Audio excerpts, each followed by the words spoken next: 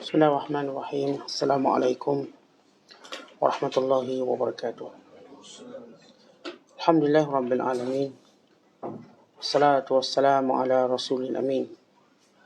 Wa ala alihi wa sahbihi wa man sara ala nahjihi wa istanna bisunnatihi wa ihtada bihadihi ila yaumiddin, amma ba'du. Qala al-musannifu rahimahullahu ta'ala wa nafa'ana Allahu bihi wa bi'ulumihi fid darin amin.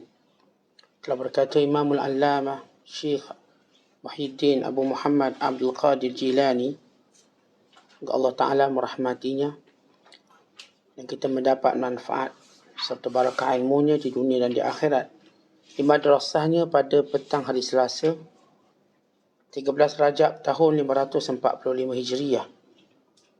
Orang mukmin terasing di dunia, orang zuhud terasing di akhirat, orang arif terasing pada semua kecuali Allah.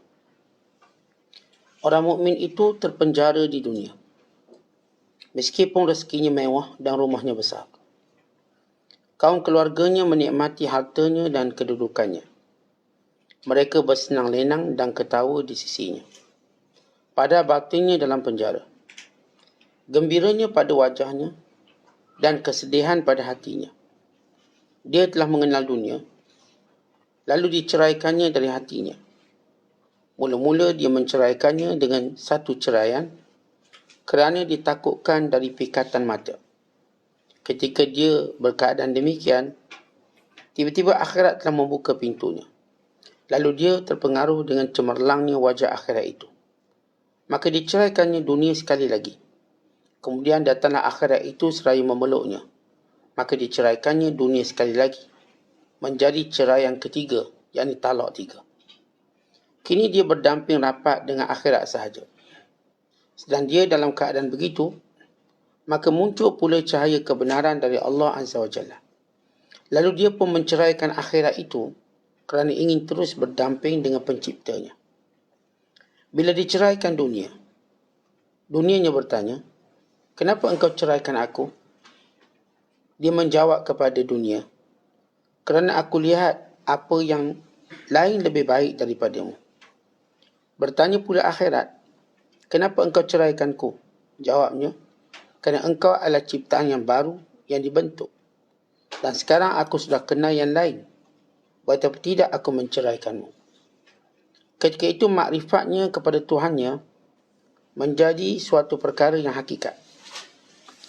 Dan dia kini menjadi seorang yang bebas dari segala yang selain dia, terasing dari dunia dan akhirat. Kini dalam kegaiban dari segala-gala yang selain dia, terpadam pada hatinya ingatan kepada yang selain dia. Nanti semua dunia akan berkhidmat kepadanya. Dia melihat pada khadim-khadim itu untuk usrahnya, ini untuk keluarganya. Dunia itu berdiri di hadapannya kerana amal bersih dari segala perhiasan yang selalu dia menunjukkan dirinya kepada anak-anak dunia. Dijadikan dunia dalam begitu rupa baginya supaya dia tiada memandang kepadanya lagi. Seorang permaisuri, jika dia mencintai seorang lelaki, dia akan mengirimkan hadiah-hadiah kepadanya menerusi tangan nenek-nenek tua dan jariah-jariah yang hitam legam, agar lelaki yang dicintainya itu tiada terpikat pula pada jariah-jariah tadi, kerana cemburunya terhadap lelaki itu. Kembalilah kepada Tuhanmu dengan seluruh perhatianmu. Tinggalkan besok seperti engkau meninggalkan hari semalam. Mana tahu bila besok datang dan engkau sudah mati, dan kau pula si orang kaya, jangan sampai kekayaanmu itu akan menyibukkanmu daripada Tuhanmu. Mana tahu bila besok datang dan engkau sudah menjadi fakir pula. Jangan sibuk dengan kebendaan, tetapi hendaklah engkau sibuk dengan pencipta segala kebendaan. Yang mana yang satunya itu tidak menyamai sesuatu yang lain. Jangan merasa rehat kepada segala apa pun selain dia, yakni Allah. Lihat apa kata Nabi SAW, "La rahata lil mu'minin min duni liqa'i rabbih." Tiada rehat bagi seorang mukmin tanpa menemui Tuhannya. Apabila rosak perhubungan di antaramu dengan manusia dan makmu antaramu dengan Allah, maka sebenarnya sudah dipilihkan itu buatmu. Maka jangan engkau membenci pilihan Allah Ta'ala itu. Siapa yang bersabar dengan Tuhan, nescaya dia akan melihat keajaiban kelembutannya. Dan siapa yang bersabar atas kefakiran, nanti kekayaan akan datang menggantikannya. Kebanyakan kurniaan kenabian itu terletak pada para pengembala. Dan kurnia kewalian itu pada para hamba dan orang-orang yang tiada dikenali, yakni asing. Setiap hamba yang merendahkan dirinya terhadap Allah, nanti dia akan memuliakannya. Setiap hamba yang bertawaduk, dia diangkat oleh Allah. Kerana dialah yang memuliakan dan menghinakan. Dialah yang mengangkat dan merendahkan. Yang memberi taufik dan memudahkan perjalanan. Yang kalau tiada kerana dia, nescaya kita tiada dapat mengenalinya. Muslimin dan muslimat, sedang penonton yang dirahmati Allah sekalian, bercakap tentang hakikat dunia. Bagaimana sifat orang beriman ketika mana berada di dunia. Dan orang-orang yang beriman itu mempunyai darjat masing-masing. Bila Syekh memulakan dengan berkata, orang mukmin terasing di dunia. Manakala orang zuhud terasing di akhirat. Manakala orang arif terasing pada semua kecuali Allah. Maksudnya, orang-orang beriman hidup di dunia dengan segala tanggungjawab, dengan segala kesibukan akhirat, dengan segala kesibukan taat kepada Allah Ta'ala, sehingga dia seperti kelihatan orang asing. Kerana dia tidak punya masa untuk santai-santai, untuk rehat, untuk bermain, sebagaimana orang-orang lain. Kalau kita ambil contoh, bila kita berkumpul 5-6 orang, salah seorangnya itu bukanlah rapat atau mesra, tak dikenali sangat. Yang 4 ini mungkin sibuk berjenaka, mungkin sibuk berbual, mungkin sibuk berbagai aktiviti. Yang asing ini dia akan duduk terdiam. Sebab dia orang asing. Dia tak berani tegur lebih kurang, dia tak berani main dan sebagainya. Maka dia akan sibuk memikirkan dirinya. Itulah perumpamaan orang beriman atas dunia ni. Kita tengok orang tu seronok macam gini, orang tu berhibur macam gini, orang itu bertindak macam ini. Kita di sini terasing. Sebab ini bukan tempat kita. Ini bukan tempat kediaman kita, tempat rehat kita, bukan. Kalau umpama contoh, kita pergi rumah orang, maka kita akan rasa terasing. Sebab ini bukan rumah kita. Kita duduk pun cuma setempat. Tak berani kita berpindah-pindah. Kita makan pun cuma apa yang dihulur. Tak berani kita pergi ke dapur. Dan tak berani kita nak ngomel atau nak komen. Apa yang kita diangkat, maka kita makan. Dan masa yang sama kita tahu kita akan keluar dan kita akan pergi. Kerana ini bukan rumah kita. Maka kita pasti, kita melihat jam tangan kita bila kita akan keluar. Atau mungkin tuan rumah yang melihat jam tangannya bila kita mesti keluar. Yang hasilnya ialah kita mesti keluar. Begitu perumpamaan asing kita di dunia ini. Sebagaimana tetamu yang datang dan mesti pergi. Walau bagaimanapun layanan istimewa tuan rumah, semua kita tahu kita akan pergi. Saya pergi rumah orang yang amat menghormati saya, amat suka melayang saya, dan memberikan segala komitmen dia dalam melayang saya. Kita pergi, disiapkan makanan, dimasak dengan tangan sendiri. Tak kena makan hasil tangan saya. Dikerahkan semua anak buahnya untuk menyambut saya. Walau semeriah mana pun saya tahu saya akan pergi. Saya tahu sampai masa saya mesti minta diri. Saya tahu sampai masa dia yang menyambut saya walau sehebat mana. Dia juga berharap saya pergi. Sebab dia juga punya tanggungjawab lain.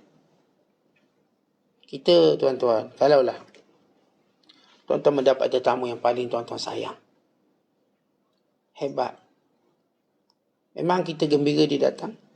Tapi lambat launnya kita tetap berkata, bila dia nak pergi? Bila dia nak balik? Kita sayang ayah kita, sayang mak kita. Sampai masa kita tertanya-tanya, bila mak kita akan pergi? Sebab mak kita dah umur 90, 100. Bila dia akan pergi? Kita tahu dia akan pergi. Dia juga tahu akan pergi. Maka lihat bagaimana terasing kita semua.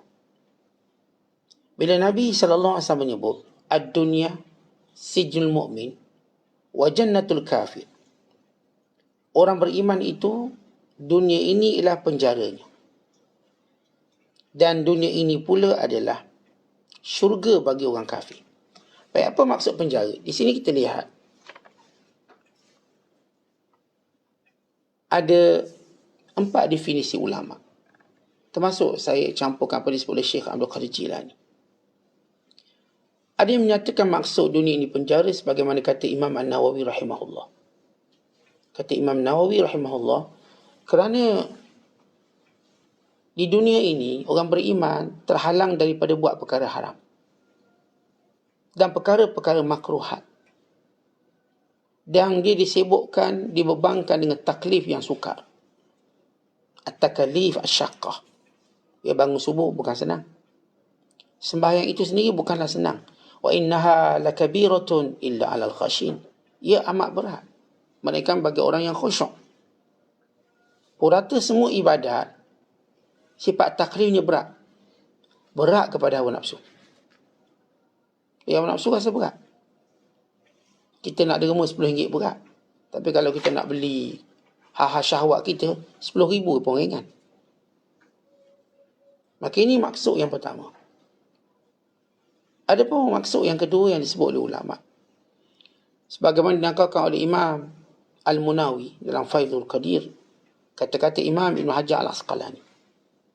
Satu hari, Imam Ibn Hajar ni dia adalah qadi, ketua hakim di Mesir. Dan seorang ulama yang terkenal. Ketua ulama Syafi'i pada zamannya, Syekhul Islam, Amirul Mukminin dalam bidang hadis. Khatib di Masjid Al-Azhar. Ini Imam Ibn Hajar Al-Asqalani. Jadi Imam Ibn Hajar, dia berjalan ke pasar. Bila dia berjalan, dengan jawatan dia, dengan ilmunya, dengan segala kemuliaannya, keliling orang. Pegawai-pegawai. Marra fi suq bi mawqibin azim. Bila dia berjalan, dia ada satu rombongan besar ikut dia. Tiba-tiba seorang Yahudi, penjual minyak masak, dia pun nak jumpa Imam Ibn Hajar. Dia mencelah sehingga dia berada di hadapan memegang tali kenderaan Ibn Hajar. Dia kata, Syekh, saya nak tanya soalan. Nabimu berkata dunia ini penjara orang beriman, syurga orang kafir. Siapa sekarang berada dalam penjara? Kamu orang beriman, dengan kemewahan, kekayaan, dengan baju yang indah, yang cantik, dengan bodyguard kiri kanan. Apakah ini penjara? Ini syurga. Ni aku ni sebenarnya dalam penjara. Baju yang dilomori oleh minyak, berbau, susah nak cari duit. 10 sen, 20 sen, samah 2 amah, RM1, RM2. Betul ke hadis tu? Bila Nabi mu, dan hadis ini dikeluarkan oleh Imam Muslim daripada Abu Hurairah. Bila Rasulullah kata, ad-dunya sijnul mu'min. Orang beriman di dunia ini penjara. Orang kafir dunia ini syurga. Maka si kafir yang miskin ini, papa kedana kata, syurga ikut mana? Maka dia nak buat argument ataupun dia nak bantah hadis ini. Maka Ibn Hajar tersenyum. Kata Ibn Hajar, kami, walau bagaimanapun mewah kami dalam penjara, sebab dibandingkan dengan apa yang Allah sediakan pada kami. Tentang gini sebagai contoh. Kita, orang nak bagi kita Bugatti. Bugatti Veyron nak kasih kita. Bugatti Chiron nak kasih kita. Tapi sebelum dapat Bugatti tu, kita naiklah kereta kecil-kecil sikit lah. Rasa tak naik kereta tu macam duduk dalam penjara kecil. Sebab kereta kita lagi besar yang nak beri pada kita. Tak apalah, pakai dululah. Dia kata pakai dulu. Ni pakai sementara ni. Sebab yang menunggu kita lagi hebat. Maka jadi macam penjara juga. Kita tu akan makan lebih kurang, makan salad, makan sikit. Walhal ni dah makanan yang baik misalnya. Tapi yang disediakan pada kita sebenar tu makanan lagi bagus. Lagi maka kita rasa yang ni macam penjara lah sikit. Maka kata Imam Ibn Hajar, menjadi penjara di dunia bagi kami orang beriman nisbah dengan nikmat yang Allah janji pada kami. Nikmat yang Allah janji kami ke akhirat syurga banyak berbanding ni. Ni sebenarnya yang ni pun sikit je. Dan kamu pula, orang kafir. Sebenarnya kamu walaupun miskin macam ni, kamu dalam syurga berbanding azab neraka yang Allah janjikan untuk kamu. Kamu akan diazab dan kekal di dalamnya. Maka nisbah azab yang Allah sediakan untuk kamu yang kamu sedang menunggu. Sekarang ni kamu walaupun miskin apa perdana, kamu sebenarnya dalam syurga, bebas. Belum lagi kena azab. Bila kamu benar-benar kena azab, kamu akan rasa nerakanya. Itulah di penjaranya. Maka Yahudi ni terfikir, Allah, hebat hadis ni. Lalu dia memeluk Islam. Maka buat apa dia memilih yang dipaham maksud hadis ini? Rupanya penjara di dunia dengan maksud nisbah nikmat yang Allah berikan pada kita. Manakala orang kafir ni tuan-tuan, walau sebahagian kita tengok orang kafir duduk bawah jambatan, dia sebenarnya dalam syurga berbanding neraka sedang tunggu dia. Umpama contohlah orang yang bebas daripada penjara dunia. Walau hidup memang dia rasa tetap dalam ketakutan sebab penjara dunia sedang tunggu dia. Penjara ni nak tangkap dia dengan kesalahan dia. Apatah lagi penjara akhirat. Dan pendapat ketiga tentang dunia ini penjara orang beriman. Kerana orang beriman di sini apa pun nak buat ada hukum. Ada hukum. Kadang-kadang kita nak ikut emosi kita tak boleh. Dia ada hukum. Manakala orang kafir apa pun nak buat tak ada hukum. Kita tuan-tuan duduk bangun pun ada hukum. Tak ada satu pun perbuatan kita lepas daripada hukum. Buat iman hukumnya harus. Tapi itu hukum harus. Atau makruh. Atau hukumnya haram. Atau hukumnya sunat. Atau hukumnya adalah wajib. Ambil contoh. Makan. Makan tadi akan jadi 5 hukum. Hukum makan apa? Harus. Bila makan berlebihan, makruh. Bila makan untuk melaksanakan ibadat, menguatkan dia buat ibadat, sunat. Seperti kita makan sahur untuk kuatkan ibadat puasa, maka sunat. Bila kita makan orang lain punya, maka haram. Orang lain punya. Walaupun makanan tu halal, tapi orang lain punya, kita pun ambil. Haram. Dan kalau kita tak makan, kita akan mati, maka wajib. Lihat, kita tak ada lari daripada hukum ni. Sebab tu setiap orang beriman, waktu dia buat apa, dia dipenjara dengan hukum ini. Maka itu yang dimaksudkan, dunia ini penjara. Sebab kita kena ikut undang-undang. Kita tak boleh buat suka kita. Mana kalau orang kafir, apakah mereka ada hukum? Tidak ada hukum. Yang mereka ada ialah kemampuan atau tak mampu. Kalau mereka mampu, mereka jadi orang kaya, mereka buat itu dan ini. Kalau mereka miskin, redalah dengan apa yang mereka boleh buat. Akhirnya mereka boleh makan semua binatang dalam semua keadaan. Kita tuan-tuan, kita tak boleh makan binatang ni. Kita tak boleh makan ni kerana hukumnya haram. Kita tak boleh isap rokok. Kenapa? Haram. Orang kafir boleh je isap rokok. Bebas, dia tak terikat. Kita tak boleh minum arak. Kenapa? Haram. Dengan undang-undang yang ada, seperti kita dalam penjara. Orang duduk penjara, kalau tuan-tuan tanyalah kawan-kawan pernah duduk penjara. Saya pernah tanyalah geng-geng duduk penjara. Orang duduk penjara ni macam duduk asrama, dia ada jadual. Masa duduk dalam sel, masa mandi, berapa minit mandi. Semua dia time. Dia tak boleh mandi ikut suka kita. Tak. Awak mandi ada masa dia. Lepas tu masa bersukan. Tak nak sukan pun kena turun sukan. Lepas tu masa masjid. Kalau banduan Muslim, masjid. Ada masjid. Pas solat baca Yasin, baca itu, baca ini. Kemudian tidur. Persis macam orang asrama. Lihat, bukankah itu kita orang beriman? Ada undang-undang. Kita ada undang-undang, kita tak boleh buat suka-suka. Kita ada mak ayah, ada undang-undang dalam berurusan dengan mak ayah. Jangan buat lebih kurang. Ada perkataan kita boleh jadikan kita masuk neraka. Ada cara lainan kita boleh menjadikan kita anak durhaka. Lalu kita amat hati-hati. Bagaikan kita memegang kaca. Jangan sampai retak atau pecah. Itu tanggungjawab kita. Kita ada jiran-jiran beriman pula. Pun ada tanggungjawab. Kita tak boleh suka-suka hati kita. Menganiaya memudaratkan jiran. Dengan undang-undang ini, kita terpenjara sebenarnya. Disiplin. Sebab itu kalau tuan-tuan perasan. Siapa yang ada anak-anak. Yang duduk asrama. Bila dia balik rumah, dia macam bebas betul. Sebab asrama dia dikunci dengan undang-undang. Dia balik rumah, dia makan pun banyak. Pilihan banyak. Sebab asrama makan sama je. Kena daging keras lah. Kena nasi lembek. Kat sini dia bebas fuk pandanya. Jiran sebelah lagi bagi makan. Duduk asrama mana boleh sekolah sebelah bagi makanan? Tak boleh. Ni je makan awak kena makan. Sedap, tak sedap, telan. Tak sedap, jangan makan. Sedap, makan. Makan kalau sedap pun tak boleh tambah. Ni je. Kalau dulu saya duduk asrama, keropok. Keropok ni paling sedap. Keropok lekor. Tapi sebatang so. Sebatang so. Jadi ada ni kat kantin jaga, tukang letak sebatang. Sedap macam mana jilat jari ni. Kiri kanan kita jilat. Tak boleh lah. Sebab seorang satu.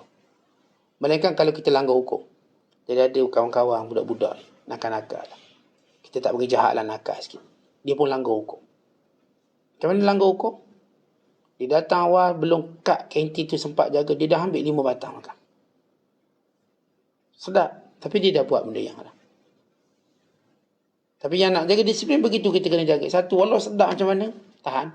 Tunggu balik rumah, suruh mak beli pula. Tu boleh. Begitu nisbah. Sebab tu, duduk kat asrama takkan mewah. Duduk rumah mewah. Kita duduk kat dunia tak boleh nak mewah-mewah. Ada hukum dia. Tapi bila balik ke syurga, sila makan apa pun nak makan. Kita tak payah lagi semayang, tak payah lagi apa pun ibadat, tak payah. Makan je kerja kita. Makan dan bermesra dan berhibur dalam syurga. Sebab itu dunia ni sebuah kita orang beriman. Ialah penjara. Ini 3 definisi ulama. Lalu kata Syekh Abdul Qadir dalam definisi beliau pula. Bila beliau menyatakan orang mukmin ini, walau semewah mana pun dia, hatinya ingat akhirat. Itulah maksud penjara. Artinya kita ada benda yang kita nampak lebih besar dan lebih utama. Walaupun kita seronok dengan semua benda ni, kita tahu kita akan mati pulang ke akhirat. Yang tu benda besar yang kita fikir sekarang. Yang tu benda besar. Walaupun Allah beri saya nikmat banyak, Allah beri saya rumah agam, kereta mewah, tapi saya tahu ini pemilikan sementara. Saya akan pulang. Hati saya sentiasa berfikir, apa persiapan saya untuk kematian saya. Maka saya derma, saya buat itu, saya buat ini. Walau nampak zahir muka saya gembira dengan nikmat-nikmat yang saya ada keliling saya, tapi hati saya tak pernah berpisah daripada ingat mati. Ingat tentang tanggungjawab, ingat tentang amalan, ingat tentang hisab. Maka itulah maksud penjara. Maknanya, orang beriman dalam kemewahan dunia keliling dia, yang dicapainya, yang disimpannya, dia tahu dia ada satu tanggungjawab. Sebab itu hartanya tak akan disia-siakan, melainkan dia letakkan pada tempatnya. Dia akan mengaji, belajar macam mana nak jadi hartanya begitu bermanfaat. Sampai masa zakat, sampai masa sedekah. Sampai masa melapangkan rezeki pada keluarganya, dilapangkan rezeki pada keluarganya. Sampai masa perlu dilapangkan rezeki pada kawan-kawannya, dilapangkan rezeki pada kawan. Semua hartanya dalam aturan syariat. Dalam keadaan hatinya terus bimbang. Apakah amalannya diterima ataupun tidak. Apakah dia akan ditanya ataupun dia akan diampunkan. Maka itulah maksud yang disebut oleh Syekh Abdul Qadir Jilani. Kemudian Syekh menyebut, tuan-tuan orang beriman, bila dia taat pada Allah, Allah mulakan kenalkan pada dia dunia itu siapa. Maka dia akan ceraikan dunia dengan 3 fasa atau 3 talak. Mula-mula cerai yang pertama. Cerai yang pertama. Tuan-tuan bila dia tahu, dia hidup di dunia ini, macam mana pun indah dunia, kita ada tanggungjawab. Dek kerana ada tanggungjawab tadilah dunia tadi perlu ikut aturan dia. Itulah dia cerai yang pertama. Dia sibuk bisnes, sibuk meniaga. Waktu solat zuhur, pergi sembahyang zuhur. Dia sibuk layan entertain orang tu, makan jamuan, buat annual dinner, buat itu ini. Sampai bulan Ramadan dia stop. Ni puasa. No sarapan, tak boleh lunch. Boleh buka puasa. Maka dengan peraturan tadi sebenarnya dia sudah menceraikan dunia. Maksudnya dunia tidak boleh suka-suka nak mainkan dia. Awak mesti tunduk turut pada hukum. Itu cerai pertama. Cerai yang kedua, dia mula nampak segala keindahan akhirat. Baru terlepas dunia ni ada akhirat. Maka akhirat ini yang dijanjikan kepadanya pelbagai perkara. Nikmat syurga dan juga bagaimana segala janji-janji Allah Subhanahu Wa Taala padanya. Maka ketika itu dia pun cerai lagi dunia. Baik aku cari akhirat. Yang lebih baik. Mana-mana antara akhirat dengan dunia, dia mula utamakan akhirat. Semua keutamaannya pada akhirat. Yang pertama tadi, dia menurut hukum. Yang kedua ialah dia beri keutamaan, priority. Kita contoh gini tuan-tuan. Kita ada kawan ni kawan dunia, ni kawan akhirat. Dua-dua nak bertemu waktu yang sama. Sebab kita ni cinta akhirat, kita bagi priority kawan akhirat. Tapi kalau tak ada yang ni, kita boleh pergi dunia ni, tak ada masalah. Jadi perkara pertama ikut hukum, perkara kedua ialah priority. Kemudian orang ni dia akan cerai dunia talak 3. Bila? Bila akhirat ini peluk dia. Maksud akhirat peluknya, dia sudah rasakan kemanisan akhirat. Tak ada benda lain yang lebih manis daripada akhirat. Bercakap dia tentang akhirat. Bercakap dia tentang nikmat akhirat. Seperti akhirat sudah memeluk dia, kemas di hati dia. Waktu itu dia benar-benar ceraikan dunia talak 3. 1 sen pun dunia tak boleh usik dia untuk dia mencari akhirat. Baik, dia dalam 3 peringkat. Macam mana pun orang beriman, dia mesti ceraikan dunia dia dengan talak 1. Paling kurang. Bila dia makin dekat dengan Allah, dia pergi pada prioriti, talak 2. Semakin lama Allah berikan kemanisan, dia akan cerai talak 3. Kalau kita beri analoginya begini, tadi kita ada fatrah bekerja. Tuan-tuan mula-mula dapat kerja seronok lah. Umur 20-an, mula diserap kerja tetap. Kalau saya jadi cikgu, jadi pensyarah. Mungkin sahabat saya jadi engineer, arkitek, doktor. Yang ni mungkin dia sebagai pekerja di jabatan kerajaan, di swasta. Tapi dah ditetapkan, diserap sebagai pekerja tetap. Seronok lah. Kita pun dapat gaji tetap, allowance. Kita pun dah berani buat loan, pinjaman. Sebab kerja tetap. Bank pun tengok kita kerja tetap, syarikat pun syarikat bagus, income pun bagus, tengok kenaikan pun ada. Maka kita pun dapatlah buat loan rumah, loan kereta. Baik, ini permulaan. Komitmen kita benar-benar pada kerja. Tapi akhirat ada sebab kita orang beriman. Solat.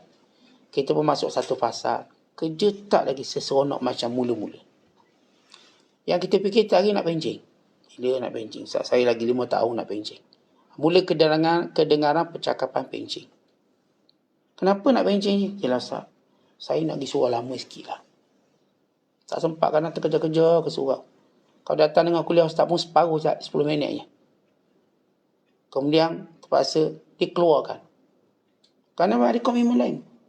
Lama-lama dia akan bosan cari hidup tu. Dia mula terfikir, kalaulah saya boleh masih lebih panjang. Ini fasa kedua hidup dia. Waktu tu kalau tuan-tuan sembang dengan dia mesti cerita buat pencing. Bila pencing? 5 tahun nak pencing. 5 tahun, 6 tahun nak pencing. Dia dah sebut, walaupun kalau kita sebut 5 tahun ni lama lagi. Yalah, tapi dah rasa macam nak pencing. Ustaz rasa kalau pun nak pencing esok. Tapi hutang bank banyak lagi ni tak habis. Jadi ditahan. Untuk dia benar-benar pencing. Ini fasa kedua dia. Kalau saya sebut tadi cerai 2. Cerai yang pertama, waktu masih muda dia kerja tapi dia jaga akhirat. Tapi taklah bersungguh. Bila dia masuk fasa kedua, dia mula bosan dengan dunia. Dia mula nak masa lebih banyak dengan akhirat. Dia memang menunggu-nunggu waktu pencing. Saya Ustaz lepas pencing ni mestilah saya ikut kuliah ni 24 jam ni. Jadi Ustaz kuliah lama sikit, lepas ni tak apa. Kalau boleh Ustaz biar berhenti awal sebab banyak kerja. Sekarang kalau boleh Ustaz kuliah subuh sampai pukul 9 pagi Ustaz, kita nak dengar. Ni hari pertama dia pencing lah. Dia nak lebih. Dia nak pergi umrah, dia nak ikut kuliah, dia macam-macam lah dia punya perancang akhirat. Dia dah ceraikan dunia talak 2. Tapi dia boleh pergi 1 keadaan dia talak 3. Dia nampak keindahan dan kemanisan dalam beribadat. Oh, manis. Dia mula rasa seronok qiyamul lail, puasa sunat, baca Quran. Oh, kalaulah saya dulu begini, maka tak lagi menarik minat dia bicara dunia. Yang cerita buat dunia aku tak minat. Ceritanya tentang akhirat. Dia mula berubah penghormatan. Dulu dia hormat orang-orang yang berjaya dunia, sekarang dia hormat orang-orang berjaya akhirat. Maka dulu mungkin dia berbangga berselfie dengan fulan bin fulan, sekarang tidak dengan para ulama. Dengan orang-orang yang dia tahu kesalehannya. Ini seronok dia. Teruja dia kalau dapat jumpa. Gementar dia kalau dapat jumpa. Kenapa? Kerana cintanya mula berbeza. Mana orang ni kita tahu dia dah talak dunia 3. Ini kalau offer kerja pun tak nak. Tak nak, saya tak nak kerja. Sebab apa? Kecintaan pada akhirat. Tapi dia akan lalui satu fasa. Akhirat pun diceraikan. Bagaimana diceraikan akhirat? Tentang ini kita merujuk kepada yang Syekh sebut tadi. Bermula orang mukmin, orang zuhud, kemudian orang arif billah. Bila orang sampai peringkat arif billah, dia tak tengok syurga, dia tengok yang mencipta syurga itu. Dia tak tengok akhirat, dia tengok yang mencipta akhirat itu. Kerana baik dunia, baik akhirat, semuanya makhluk. Yang satu-satunya memegang title Khaliq, pencipta, ialah Allah. Lain daripada Allah, namanya makhluk atau namanya alam. Allah Ta'ala berfirman, Alhamdulillahi Rabbil Alamin. Segala puji bagi Allah, Tuhan sekalian alam. Apa maksud alam? Ma siwallah. Selain Allah, namanya alam. Selain Allah, namanya makhluk. Selain Allah, namanya alam. Baik, apa beza makhluk dengan alam? Makhluk yang diciptakan. Alam maknanya yang baru. Baru. Maknanya dia ada tarikh lahir dia. Dan dia ada tarikh lupuk dia. Maka dia alam. Maka setiap syurga atau neraka, dia adalah alam. Dia ada tarikh lahir dia. Maksudnya dia ada waktu di mana Allah ciptakan dia. Oleh sebagian alam ini ada yang tak ada waktu lupuk. Seperti mana syurga dan neraka tak ada waktu lupuk. Ada yang ada waktu lupuk. Dunia ada waktu lupuk. Sampai masa habis hancur binasa. Maka alam, makhluk, siapa selain daripada Allah. Tuan-tuan, bila kita gini, saya memang kagum dengan rumah besar ni. Tapi saya pun tertanya-tanya, siapa pemilik rumah besar ni? Rumah ni dengan seni bina Rom, seni bina Englishnya, seni bina Arabnya, Persiannya. Oh, mengagumkan saya rumah ni. Ini mansion. Ini rumah agak. So, tapi kekaguman itu akan terhenti pada siapa pemiliknya. Lalu keluarlah pemilik. Kita nampak hebat pemilik. Lalu kita bertanya pemilik ini, bagaimana kita nak dapat ini semua? Lalu kita ingin mencontohi pemilik dan rapat dengan pemilik.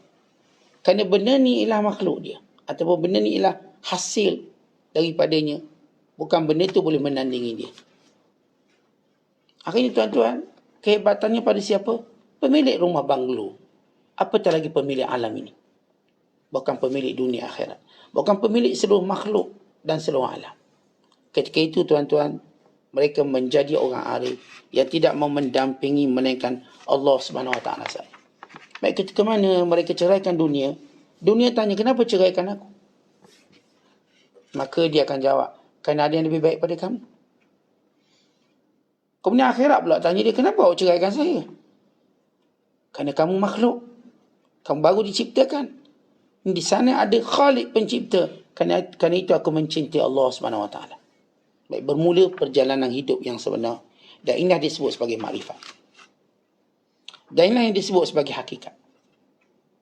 Kalau saya bagi contoh. Contoh Panadol. Panadol. Orang kata Panadol ni ikhtiar saya nak baik demam. Dia nampak ikhtiar. Betul, itu hukum. Tapi dia masih dari kalangan orang awam. Naik tingkat yang kedua. Ustaz, Panadol ni sebab yang sembuhkan Allah. Kuat dia percaya sembuhnya Allah. Maka dia naik peringkat yang kedua. Peringkat yang kedua dia menjadi orang yang zuhud. Kemudian yang ketiga berkata, tak, Panadol ini apa pun tidak ada kesan apa melainkan Allah. Yang kedua tu dia masih rasa lagi sebab ni penting. Rasa sebab tu penting. Kalau tak ambil sebab ni tak sembuh. Tapi keyakinan yang menyembuhkan Allah. Tapi yang ni langsung tengok Panadol tak ada apa. Tak, Allah yang sembuhkan. Tapi bukan maksud dia tak makan, dia makan. Tapi dia tak nampak tu Panadol. Dia nampak Allah. Dia orang ni arif billah. Kita tuan-tuan kata kena kerja buat dapat duit. Tapi berat Allah kerja tu berbanding tawakal kita pada Allah. Berat Allah kerja. Itu kalau kerja sikit, habis dah duit aku, tak ada dah duit aku. Dia punya bimbang duit tak ada tu luar biasa. Kita masuk peringkat kedua. Kita tahu kerja ni untuk dapat duit. Dan kadang hati kita lebih cenderung kepada Allah yang beri duit. Sebab tu bila kita diuji, tak ada kerja, dibuang kerja, tak apa. Ada kerja lain. Tapi kita masih tengok kerja lagi. Cuma keyakinan kita pada Allah jauh lebih banyak daripada melihat pada pekerjaan tadi. Orang macam ni, dia berhenti kerja pun tak kisah. Dia tahu ada kerja lain, ada kerja lain, ada kerja lain. Tapi golongan ketiga ni lebih hebat. Dan kadang hatinya cenderung kepada Allah, bukan tak nampak pun kerja ini sebagai satu sebab. Dia cuma kerja kerana ibadat. Itu je.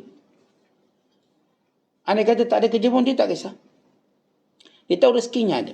Wa fis sama'i rizqukum wa ma tu'adun. Di langit rezekimu dan apa yang dijanjikan. Maka orang ni keyakinannya lain. Orang ni lah yang tidak boleh diugut dengan segala dunia. Dia tak takut diugut. Setengah kita kan cakap, Ustaz saya memang nak ke masjid. Nak. Tapi majikan saya tak kasih. Dia boleh diugut. Ada orang tak? Saya tak boleh diugut. Saya boleh ugut majikan saya. Kalau kena ingat, Allah akan ambil semua ni yang awak ada. Majikan pula takut kat saya. Saya ugut dia. Kerana keyakinan saya pada Allah. Tuan-tuan Fir'aun tak pernah seorang pun ugut dia. Tapi Musa ugut dia. Kamu kena ingat, wahai Fir'aun, ini semua daripada Allah. Allah boleh ambil dan binasakan kamu. Tuhan aku, Tuhan kamu. Tak ada orang boleh cakap dengan Fir'aun gitu. Musa pergi depan Fir'aun. Wahai Fir'aun, Tuhan aku ialah Tuhan kamu. Dia bukan sekadar menolak ketuhanan Fir'aun. Bukan beritahu Fir'aun, kita ada Tuhan yang berkuasa atas kita. Bukan sampai peringkat Nabi Musa mendoakan kebinasaan. Ya Allah, engkau hancurkan harta dia. Ya, Fir'aun mendengar doa itu. Dan mengetahui doa itu.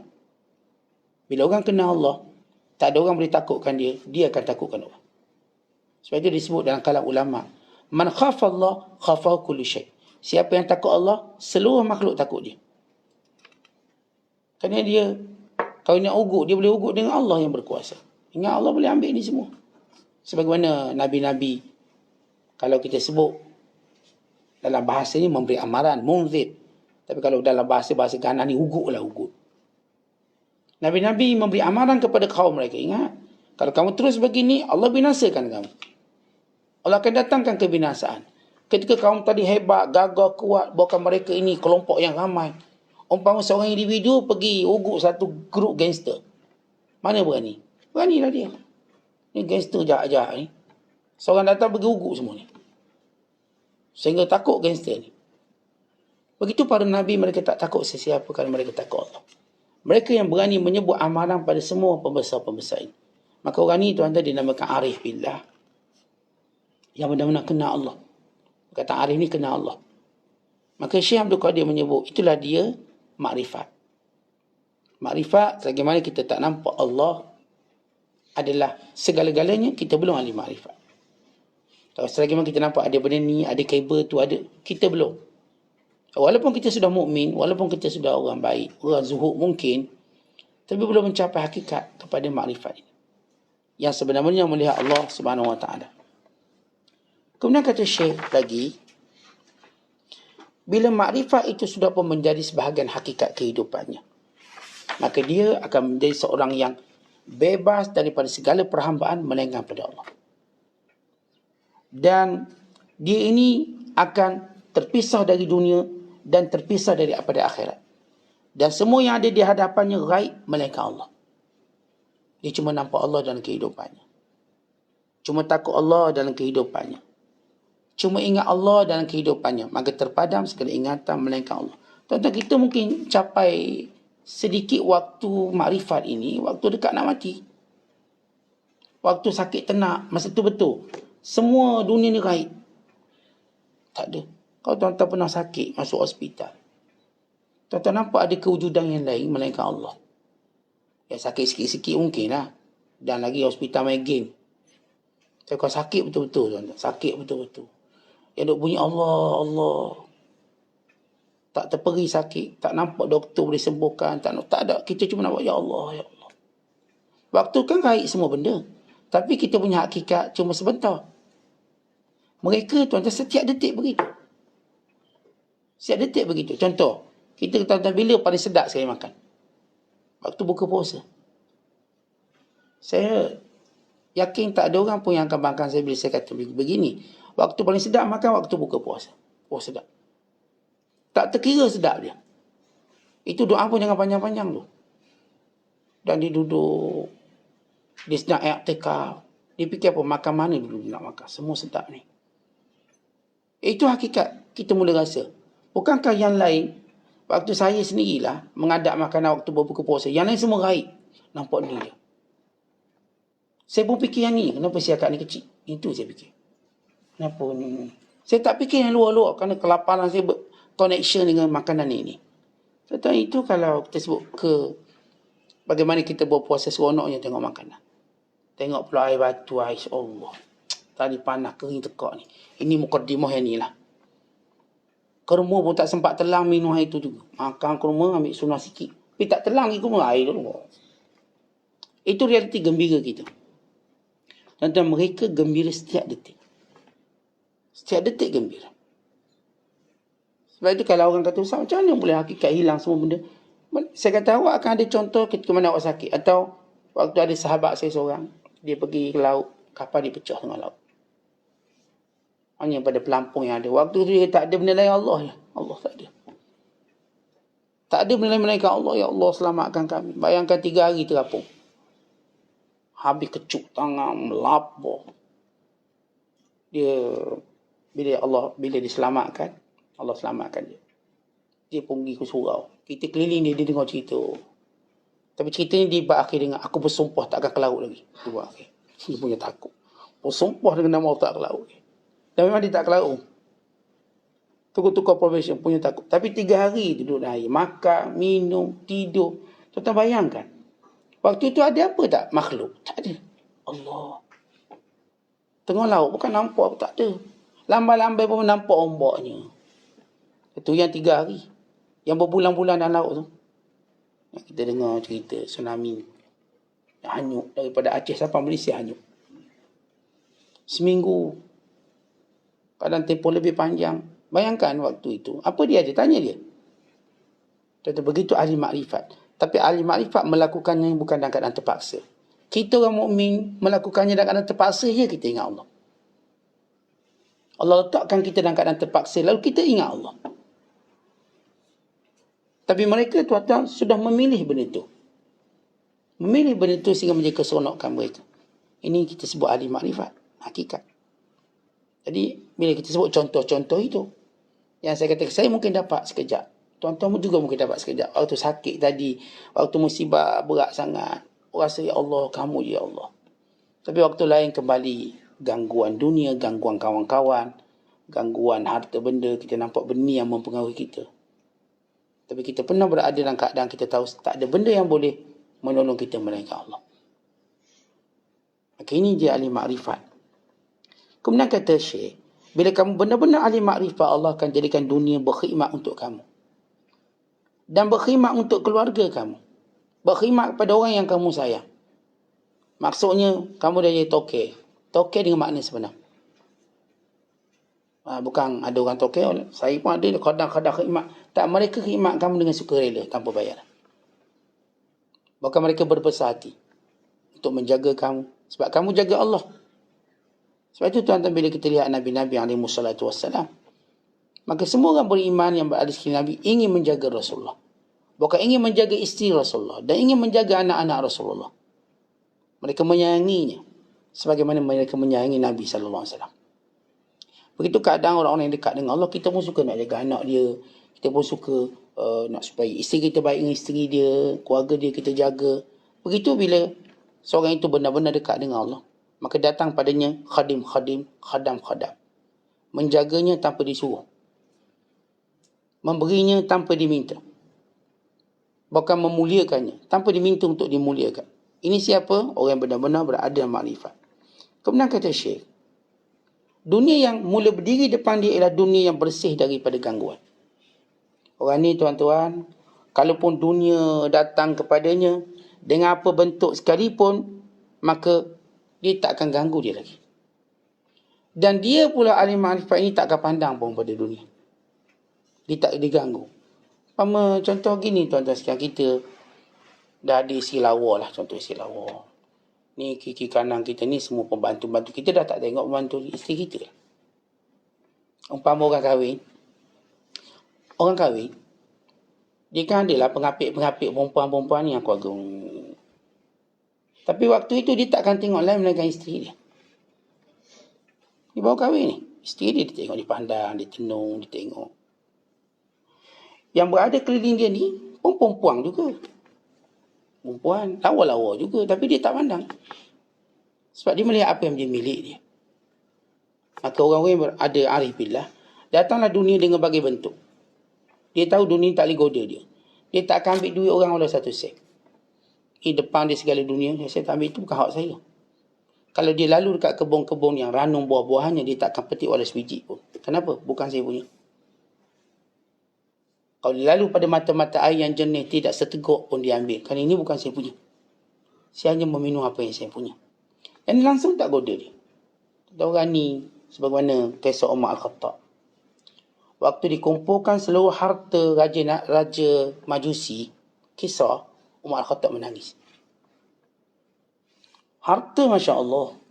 Bayangkan Parsi yang memerintah ratusan tahun. Dengan khazanah kekayaan yang luar biasa. Tiba-tiba Allah beri kemenangan pada tahun 15 Hijriah. Bila Parsi dijatuhkan pada zaman Umar Al-Khattab. Ya, sekitar 2 tahun selepas Umar Al-Khattab memerintah. Umar Al-Khattab memerintah tahun 13. Tahun 15, beliau berjaya menjatuhkan Parsi. Bila Parsi jatuh, tuan-tuan sekalian, dibawa semua harta kekayaan. Penuh harta kekayaan. Umar, dia pegang satu wasiat Rasulullah. Untuk seorang sahabat namanya Suraqah bin Ju'shum atau Suraqah bin Malik. Di situ ada satu gelang Maharaja Kisra Parsi, gelang besar. Bukan kat 80 gram, ni kilo-kilo besar. Tu macam rim 17 tu. Gelang besar. Dan mahkota yang besar. Yang menjadi kebanggaan dia. Yang Rasulullah berjanji kepada Suraqah, wahai Suraqah, bagaimana keadaanmu ketika mana kamu dipakai dengan mahkota Kisra dan gelang kebesarannya. Lalu kata Suraqah waktu itu belum Islam. Ya Rasulullah. Dia kata, apakah benar? Ya, Nabi kata benar. Maka apa yang Nabi sebut dalam perjalanan hijrah, lalu di sana dilaksanakan oleh Umar Khattab. Umar panggil Suraqah, sini Suraqah, datang sini. Maka diletakkan mahkota Kisra, emas bertatahkan permata, dan gelang emas yang solid dipakai. Kemudian ditanggalkan kembali. Sebab orang Islam tak boleh makan emas. Kenapa Suraqah? Ini adalah hal khususiat.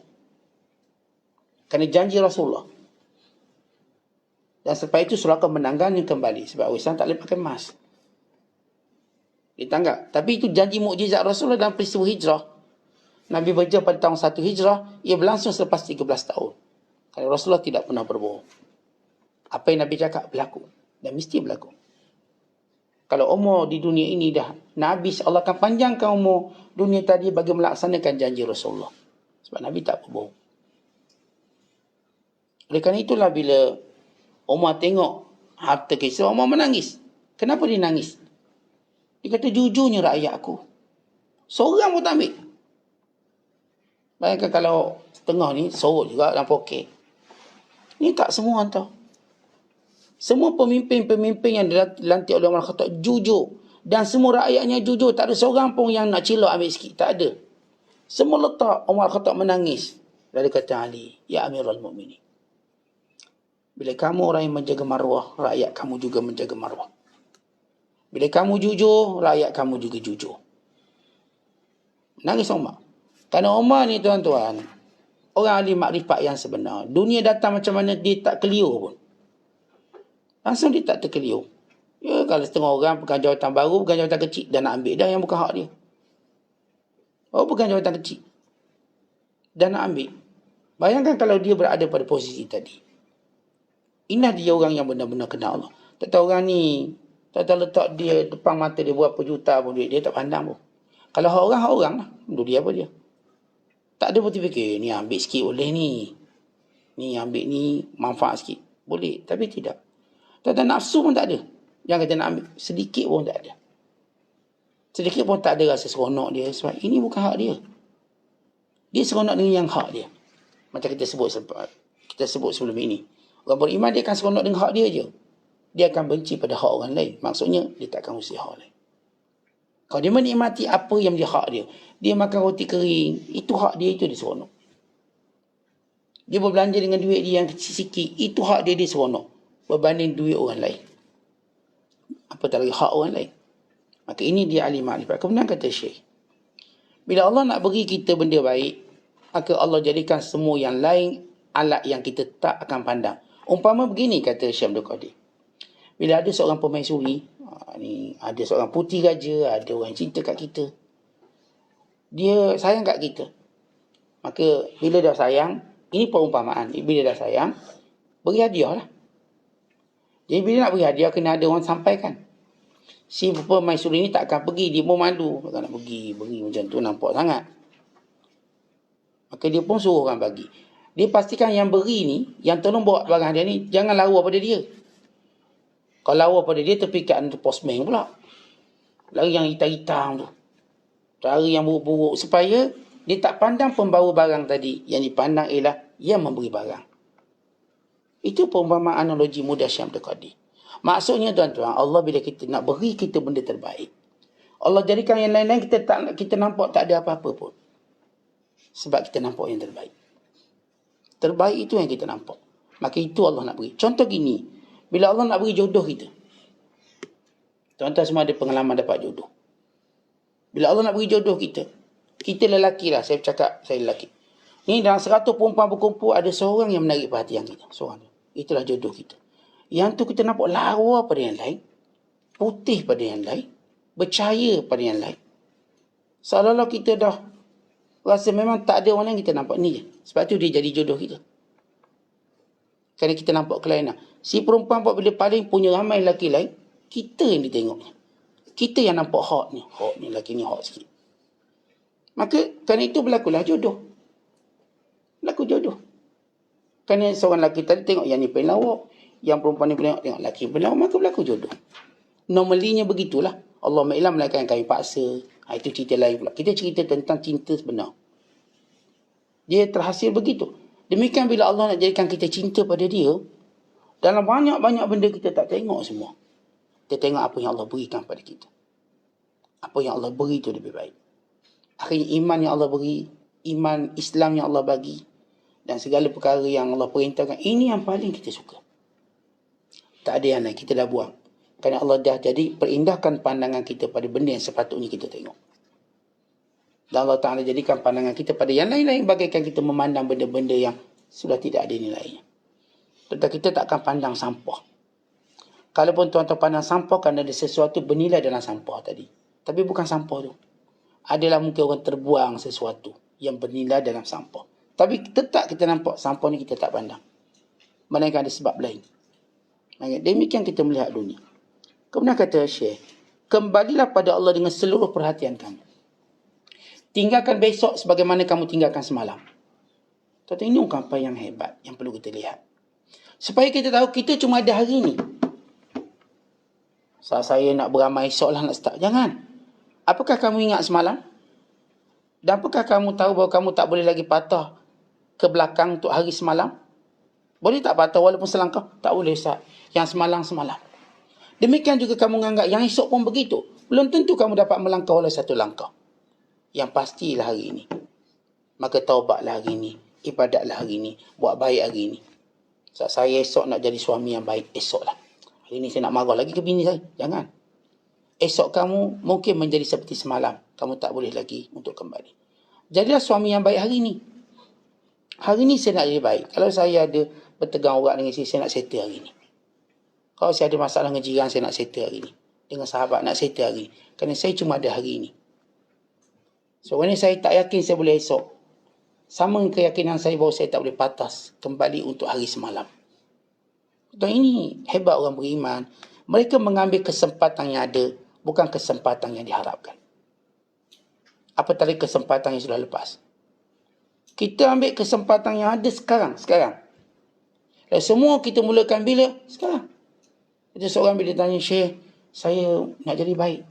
Saya nak taubat. Saya perlu mulakan bila? Sekarang. Saya tak gini, balik dulu esok datang lah. Tak, sekarang. Kenapa? Saya tak boleh menjamin awak hidup esok. Sebagaimana awak juga tidak boleh menjamin diri awak esok. Dan sama juga bila Syekh menyebut, bagi orang yang kaya pula, jangan duk sombong. Kamu mungkin besok miskin. Bahkan kita kata, bagi orang yang sihat juga begitu. Kamu mungkin esok sakit. Kita sihat hari ni okey. Dah cek, doktor kata bagus. Jantung macam umur 20 tahun. Walaupun muka saya umur 60, jantung umur 20. Dia punya sihat. Doktor kata boleh lagi 7 round kalau nak berlari lah. Boleh 7 round. Semua sihat. Jangan terpedaya kerana esok kita belum tahu bagaimana. Doktor tu dia bagi keputusan hari ni. Dia bukan kata, jantung awak esok okey. Doktor tak kata sebut jantung awak esok. Dia cerita jantung hari ni memang okey. Darah tinggi hari ni memang okey. Awak punya paras gula memang okey. Tapi dia tak kata esok okey. Kita pun bangga, okey lah saya punya darah, saya punya gula. Tengok esok kantor kita. Jantung kita bermasalah. Doktor tak salah sebab dia cakap hari ni, dia tak cakap esok. Kita yang salah beranggapan bahawa kita akan terus sihat sampai esok. Bila doktor kata awak ni sihat, saya dah cek, kita dah buat secara keseluruhan, medical check up, awak ni bagus, semua bagus ni. Jadi bila doktor cakap begitu, maksudnya apa? Sekarang buat baik. Sekarang juga saya kena buat baik sebab saya dalam keadaan kemuncak sihat.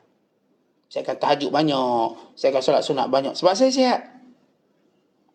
Kan saya tak tahu esok apakah saya sihat atau tidak.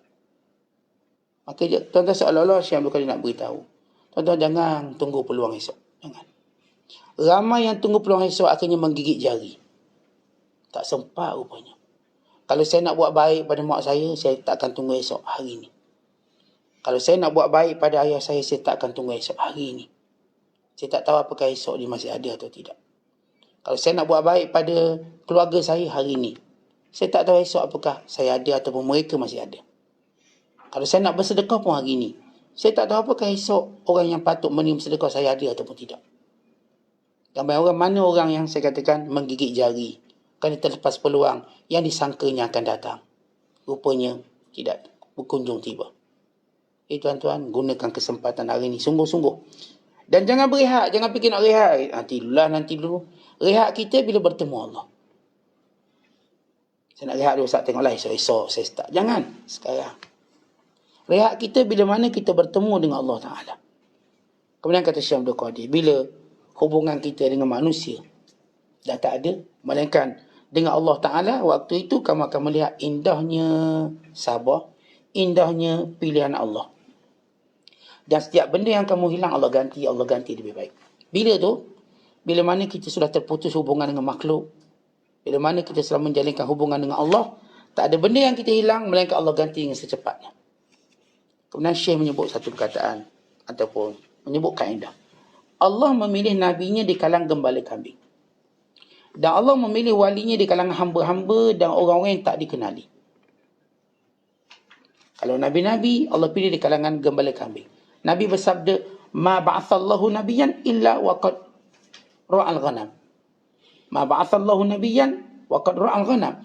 Tidak Allah bangkitkan nabi, melainkan sebelum itu mereka pengembala kambing. Nabi Muhammad SAW pengembala kambing, Nabi Syuaib pengembala kambing, Nabi Musa pengembala kambing. Kebanyakan para nabi, mereka ada rekod mengembala kambing. Dengan maksud mereka pernah berada dalam pekerjaan yang orang tak pandang. Orang tak pandang sangat pekerjaan gembala kambing. Kita pun, kalau pilih menantu, kerja apa? Gembala kambing. Tu tak jadi. Tu anak saya nak belajar lagi, sebenarnya dia nak sambung PhD. Sebab PhD terus. Ada lama nak tunggu ni. Tapi tak setuju yang datang minang tu gembala kambing.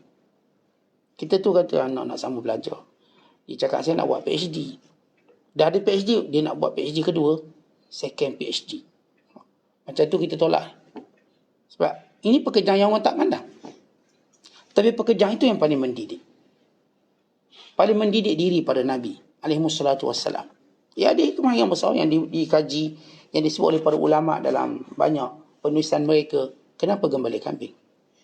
Yang kalau orang tahu akan mengembala kambing, tapi kita ramai tak tahu. Kambing ni mulia. Daripadanya lahir ramai orang hebat daripada seorang gembala kambing. Cukup kita mengetahui daripada mereka lahir para Nabi. Kemudian bila Allah nak pilih wali pula, kebanyakan wali ini ialah orang yang dahulunya hamba orang. Hamba yang tak dipandang, dipanggil mawali. Bahasa Arab panggil hamba-hamba orang. Atau orang yang tidak dikenali. Bila kita baca kisah Uwais Al-Qarani, tak dikenali. Hampir kebanyakan pada wali itu bukanlah di kalangan orang yang dikenali. Maksudnya bukan mereka orang jenis cari glamour atau glamour. Mereka dikenali sesudah itu. Sesudah kematian mereka.